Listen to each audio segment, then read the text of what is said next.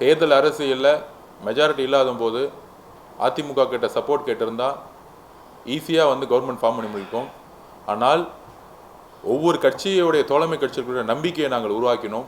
இந்த அரசு மதசார்பற்ற கொள்கையிலும் சமூக நீதி கொள்கையிலும் உறுதியாக இருக்கும் என்பதை காங்கிரஸ் தலைவர் திரு ராகுல் காந்தி அவர்களிடம் வெளிப்படுத்தினோம்.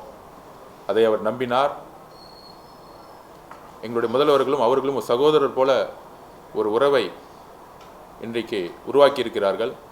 கம்யூனிஸ்ட் தோழர்கள் அவர்களிடம் இந்த மதசார்பற்ற கொள்கையை பற்றி ஒரு நீண்ட விவாதத்தை வந்து உருவாக்கணும்.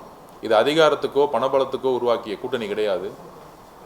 அதுக்கப்புறம் விடுதலை சிறுத்தைகள் கட்சி தலைவர் அவர்களிடம் ஒரு பெரிய நீண்ட விவாதம், அவர் கூட இருந்தக்கூடிய தோழர் ரவிக்குமார் அண்ணன், தோழர் சிந்தனை செல்வன் அண்ணன் எல்லோரிடமும் எந்த அளவிற்கு இந்த அரசு மதசார்பற்ற கொள்கையிலும் சமூக நீதி கொள்கையிலும் உருவாகி இருக்கிறதை விளக்கினோம்.